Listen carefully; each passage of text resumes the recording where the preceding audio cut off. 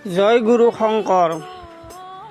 সকলো বন্ধু বান্ধৱীক মোৰ ফালৰ পৰা সুপ্ৰভাত। আমি আগতে মোবাইলত দেখি আছিলোঁ যে গৰু পোৱালিৰ তিনিখন কাণ বা তিনিখন ভৰি বা দুখন মুখ এইগিলা আমি মোবাইলত দেখিছিলোঁ, কিন্তু আমি সঠিকত দেখা নাছিলোঁ। আজি আমি সঠিকত দেখা পালোঁ আমাৰ ভল্লাবাৰী গাঁৱতে এটা পোৱালিৰ দুখন জিভা। এতিয়া জিভা বুলি ক'বও নোৱাৰোঁ, কাৰণ কি বুকুৰ মাজেদি মাজাৰাৰ কাষেদি ওলাইছে। এতিয়া নেজ বুলি কওঁ নে জিভা বুলি কওঁ? আপোনালোকে কমেণ্টত জনাবচোন কি হয়, নেজে হয় নে জিভা হয়। কিন্তু আমি অতদিনে আমি মোবাইলতে দেখা পাই আছিলোঁ এইগিলা, কিন্তু আজি আমি দিঠকত দেখা পালোঁ ভল্লাবাৰী গাঁৱত।